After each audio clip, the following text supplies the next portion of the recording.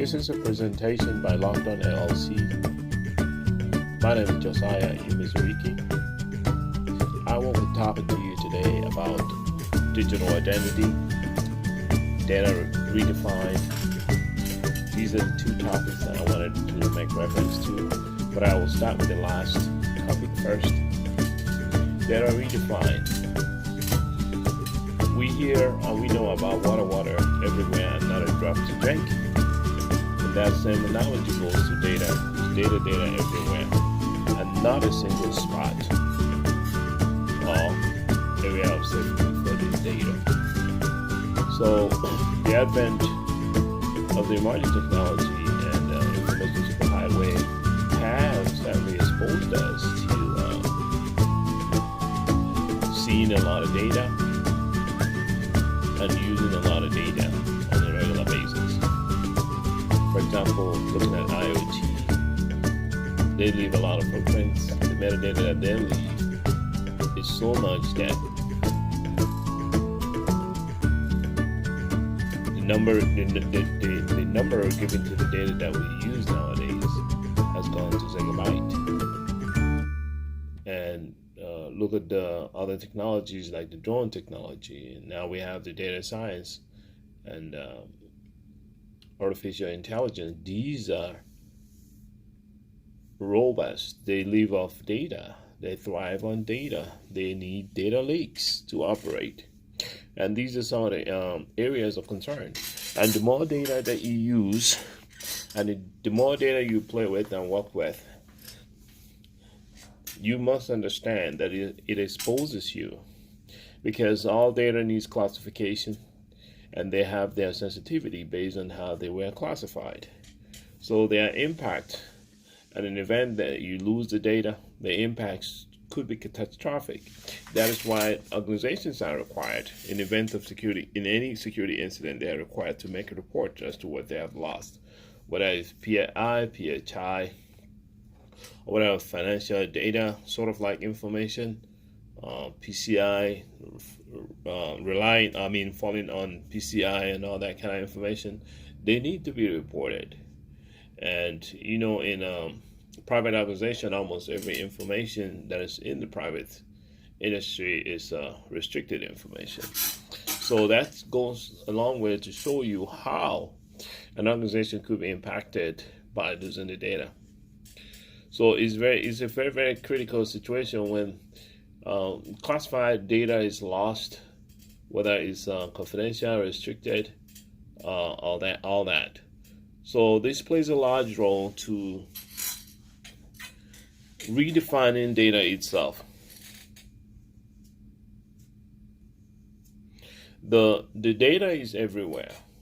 Many people before me have talked about it, but we've seen that the security is lacking, is generously lacking, is not being used appropriately, and also we are in the sunset stage of cryptography in this generation. Let's go deeper into this topic a little bit more. Now, we have talked about the data, how it's ubiquitous, how it's all over the place, just like internet, how we have not figured out what to do with the entry points and trust levels and so on and so forth. However, we do know that we have to do something with the data. The proposition is on data lifecycle framework. If we can develop a way to bring some sort of framework to data lifecycle, we'll talk about this a little later, maybe in another video.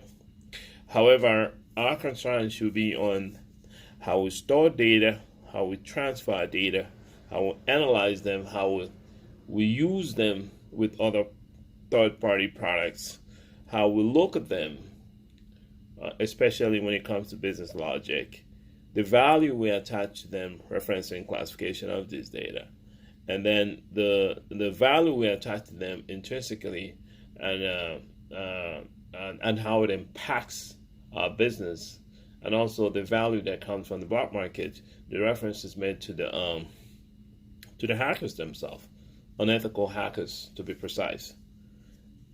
So when you look at all these areas, you see that there are benefits, there are costs and benefits in all these areas, depending on who is benefiting and who is being charged for it.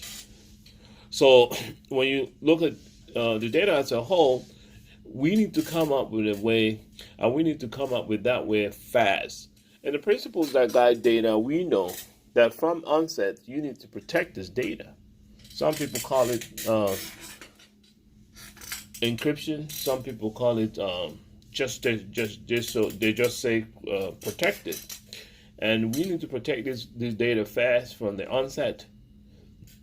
And we need to make sure that the right people are the ones getting the data. These are some of the principles. The first principle is to protect it from the onset. The second principle is to make sure it's available to those who are authorized to use them at the time when they're authorized to use them. Other than that, the data should be protected at all times. So we in Lockdown believe that encryption is a vital part of the whole operation. Why do we say that? Because the more you have your data unintelligible to the onlooker or the third party or somebody from outside looking inside who has no authorization to search data, the better for you. And the more people can understand the data that you have carrying around, the worse off you are. Because the data is now the new gold and silver all put together. Because those that are thriving in it, they're making money out of it. Okay? That's enough evidence for us to understand the importance of this data. The ABC companies are thriving on it and they live off it. Okay? Now, moving forward, the controls, the major controls are one of the ways that we can protect the data. From my experience and what I've seen so far will be using encryption. You can use the physical encryption, volume encryption on devices, just like you have the BitLock and the rest of them. But the problem with that is, if volume will be encrypted, to use encrypted volume, you have to have some password to get through it and use it. So if somebody takes that, you say your hard drive or whatever encrypted in a voluminous manner, which usually is the hard drive, they can still access it if they have a way to, and everything will be in the open for them. Another one is the primitive encryption, or what we call classical encryption, using public key infrastructure, symmetric key, or asymmetric key. So for asymmetric key, you're looking at Delphi-Hammond key exchange, or Delphi-Hammond a la key exchange, or Egama a la public key. So these are the norms in cryptography that everyone knows about for classical encryption. Then if you're looking at the voluminous encryption, you might be looking at AES, which is on top of things. But AES is at its sunset, like I like to say it. So they're coming to the end of their lives. That's why it needs to call their paper for new for innovation to come in, for new ideas to come in. There's another way to protect your data. The third way would be masking. Masking, sort of like it has a one-to-one function where you mask the data so nobody can see it. It's more like tokenization, but it's quite different from tokenization. Tokenization is pretty much an image of the original message, which in this case you call an intermediate representation. Tokenization will be the fourth one we'll mention here. So, having said that, we need to understand specific things. In public key infrastructure, the server is required, the managing the keys, moving things. It has a lot of moving parts. Managing the key, what we call key management system, key exchange, keeping the keys to be used, rotating the keys that are already being used, being able to make sure that the keys are secure seeds. They are not like random number that are generated from maybe a serial number on a computer or time on a computer or stuff like that. Those numbers are not cryptographically secure as they can be repeated somehow. And then returning that number and being able to securely keep the private key at all time. And when you look at this, you see that the PKI, public key infrastructure, is really pressured and is stressed. And at this time, we really can't rely on it. As much as we would like to, I will have to take it to tour to use something more durable.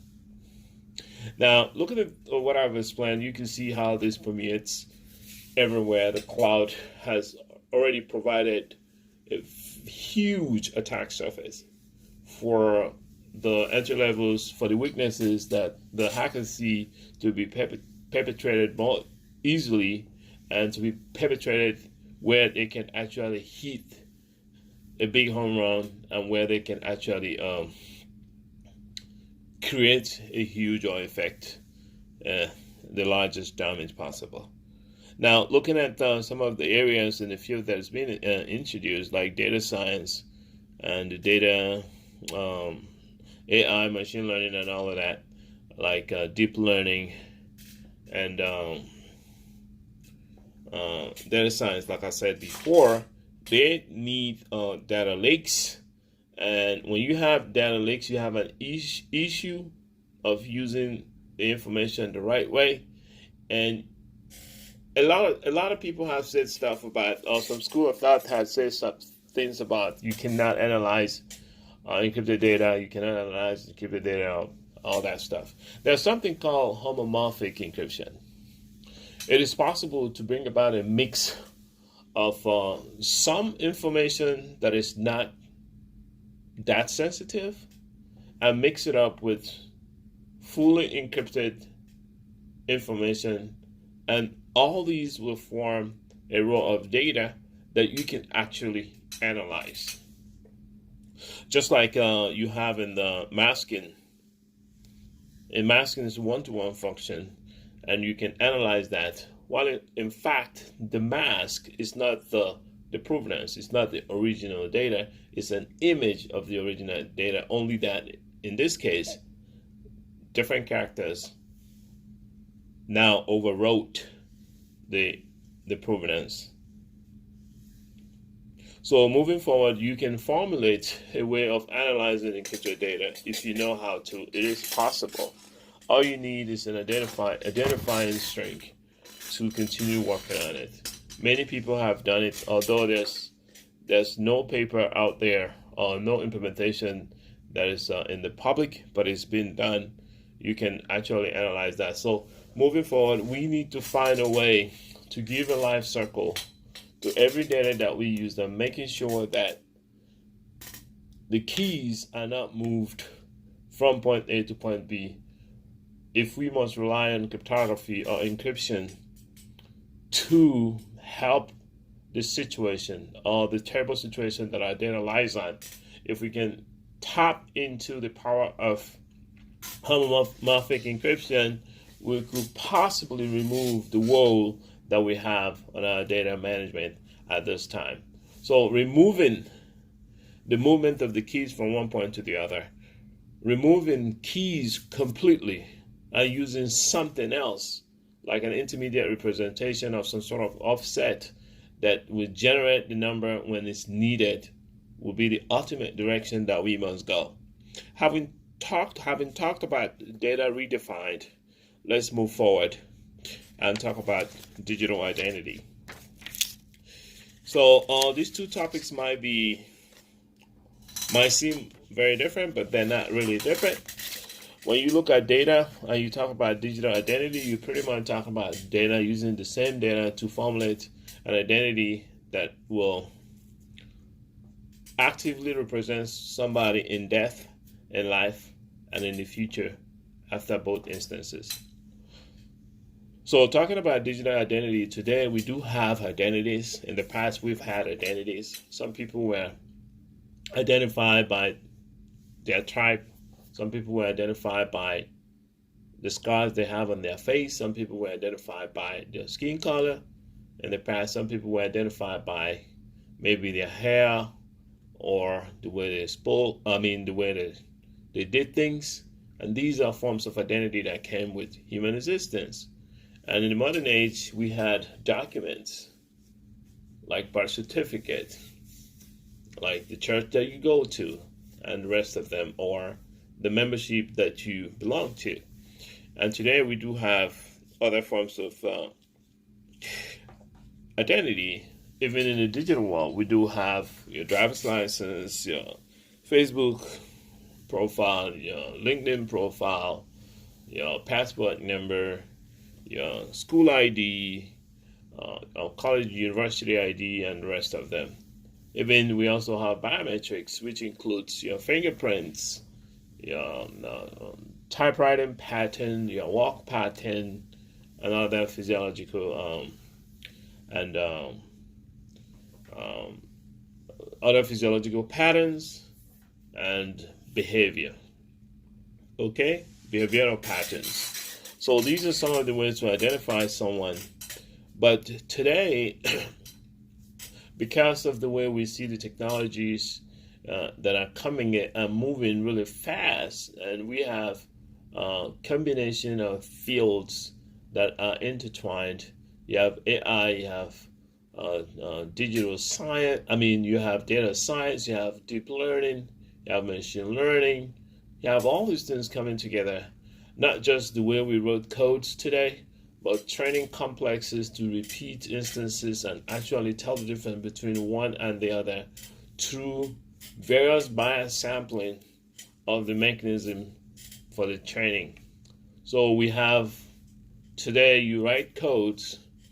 These are instructions that you want them to do certain things. The instructions will do certain things to get specific result that you wanted.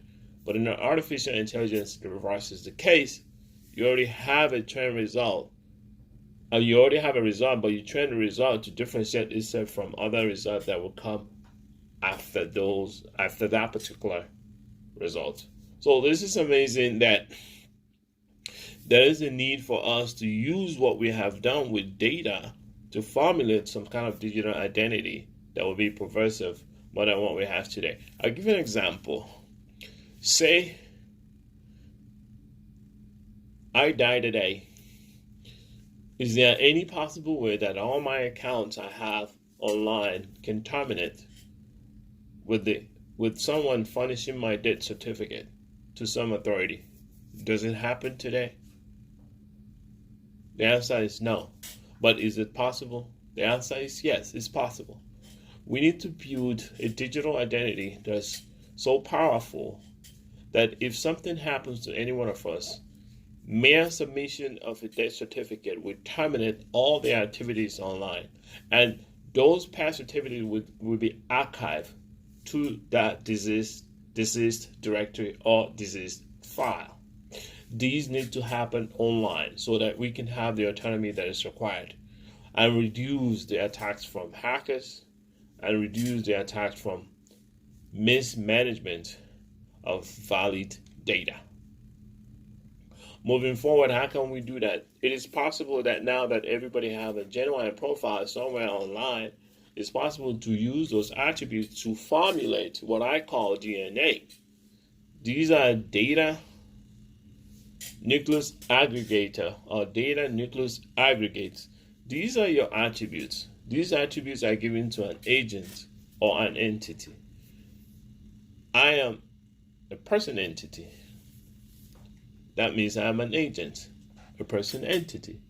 I have a name, I have a date of birth, I have an address, I have a driver's license number, I have my fingerprints, which are part of my biometrics, I have my passport number, and I have all the information that identifies me and packages me as an entity that could be identified as a part of the system that I live in. So, if we can take all of that, these are what we call attributes, and change them to strings of our liking based on some rules that we set. And these strings will now go through our mechanism, after which they will become an image of the original provenance. In this case, we'll have an intermediate representation doing our biddings for us. So that means if I have a profile, my profile should contain those images, and everyone else should also have the same profile that contains those images. In that case, if you have a mix of such profiles coming from various individuals, then that simply means you have a digital data nucleic authority. You have an authority right now. These now could be held externally, could be uploaded to the cloud or anywhere. But in this now, you can only keep things that you would like to use in the sense that we use public keys. However, in the sense that we use public keys, but there is no key in this case. There's no seed, no key in this case. Keep that in your mind. Because we're using a homomorphic structure in bringing about this apparatus, that simply means we can have different levels of a specific arrangement. Like you can have 5 levels, 3 levels, or even 7 levels. And now you can choose what part to use as your public key and what part to use as your private key that nobody shares with you, that you keep in a secure internal location, tamper-proof, and free of hacking eyes. So now, the system now will automatically derive what we call security of information using encrypted verification, validation, and evaluation. This system is an amazing system where the prover presents the provenance. However, the provenance goes through a mechanism which changes it using homomorphic properties that changes it to bring about something completely different, which we now call intermediate representation. So the prover will send this with the message. If I'm sending a message to B, I'm the prover A, I have to encrypt my message and attach the value A. I'll attach the value for B and send it to B. If B is the right person, B should be able to unravel first the intermediate representation before reading the message. That's the condition of such arrangement. If B is able to unravel it, that simply means the system is correct. The B will either verify. The B then verifies yes or no, and that's that. Okay? If B is not able to unravel it, that simply means B is the wrong person. Then the system is sound. If it refuses the ability to look at the information or access the wrong person. So once the verifier checks it out and it checks out, and then the verifier has the opportunity to either read the entire message by decrypting it or gain access to some things or whatever. The same thing applies to the sender. A sends to B, B sends to A. They do the same thing at all time.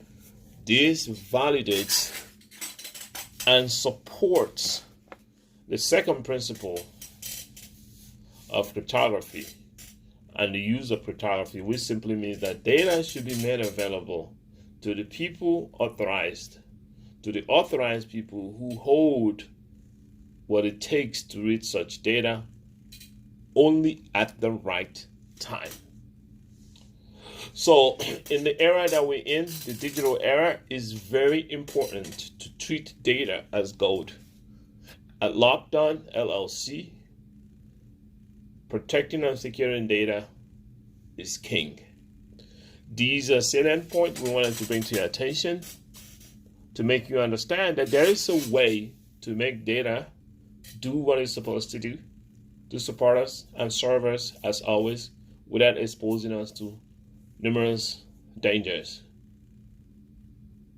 Next time, we'll talk more about the digital identity, and we'll talk more about how to stop the hackers in their track.